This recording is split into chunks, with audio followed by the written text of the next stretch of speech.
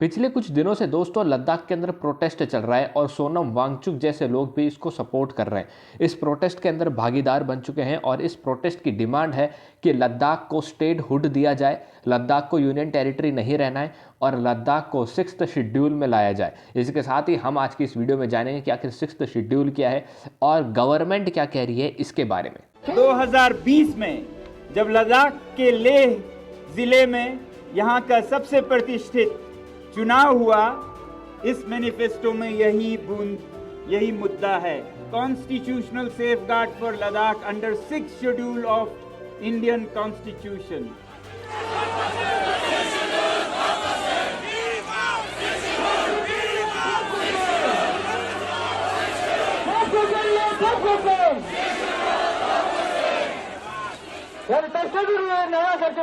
अब टॉपिक की शुरुआत करने से पहले आप ये जान लीजिए कि लद्दाख की मेजॉरिटी पॉपुलेशन शेड्यूल्ड ट्राइब है, जो कि लद्दाख का 96% है।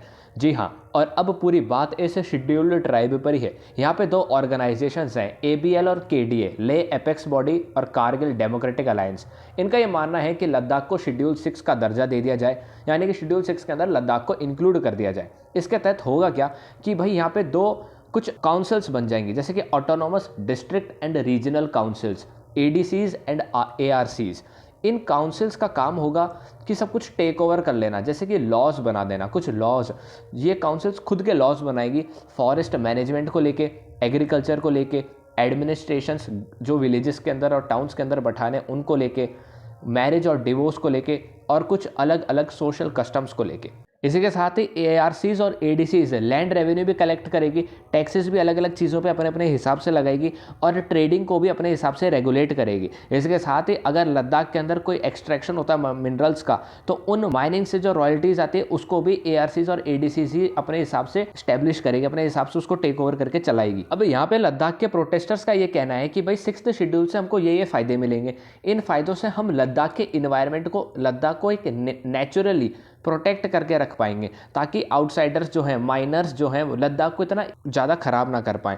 अब अपन बात करते हैं कि भाई लद्दाख के अंदर मिनरल्स किस किस तरीके से मिलता है, तो पता चलता है कि भाई लद्दाख के अंदर आर्सेनिक और borax, gold, granite, limestone, marble, sulphur जैसे जो अलग अलग मिनरल्स हैं। यहाँ पे इंडस्ट्रीज और commerce union territory of Ladakh का यहाँ पे उनका यहाँ पे पेज दिख जाएगा, जिससे हमको ये समझ आता है कि भाई अगर इतने मिनरल्स यहाँ पे मौजूद हैं तो हो सकता है कुछ माइनर्स ने या कुछ कंपनीज ने यहाँ पे माइनिंग करने का सोच रखा होगा, और हो सकता है गवर्नमेंट इसके साथ यहाँ पे कहीं ना कहीं इन्वॉल्व भी है। अब लद्दाख की ऑर्गेनाइजेशंस जैसे कि ABL, KDA और सोनम वांगचुक जैसे लोगों ने गवर्नमेंट के साथ बैठ के मीटिंग करी, तो मीटिंग बार बार फेल हो गई। गवर्नमेंट का यहाँ पे कहना है कि भाई हम यहाँ पे आर्टिकल 371 इंप्लीमेंट कर देंगे। आर्टिकल 370 कश्मीर वाला बिल्कुल अलग है और आर्टिकल 371 अलग है, यहाँ पे कंफ्यूज मत होइएगा आप।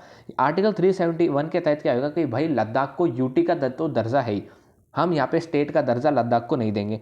इसी के साथ ही यहाँ पे अमित शाह ने ये वादा किया है, होम मिनिस्टर ने ये वादा किया है कि भाई हम लद्दाख के अंदर जो भी जॉब जनरेट होगी उसका 80% रिजर्वेशन लद्दाख के लोकल जनता के लिए रखेंगे, और लद्दाख के अंदर जो है low tourist in ecological sensitive area बना देंगे। कुछ इकोलॉजिकल सेंसिटिव एरिया बना देंगे जहाँ पे ना तो टूरिस्ट जा सकते हैं और ना ही यहाँ पे इंडस्ट्रीज जा सकती है। इससे लद्दाख का इन्वायरमेंट भी सेफ रहेगा और यहाँ पे जो है लद्दाख की एक कनेक्टिविटी भी इंडिया से बनी रहेगी, जिससे कोई दिक्कत नहीं होगा। आप क्या सोचते हैं इसके बारे में कमेंट में जवाब दीजिए।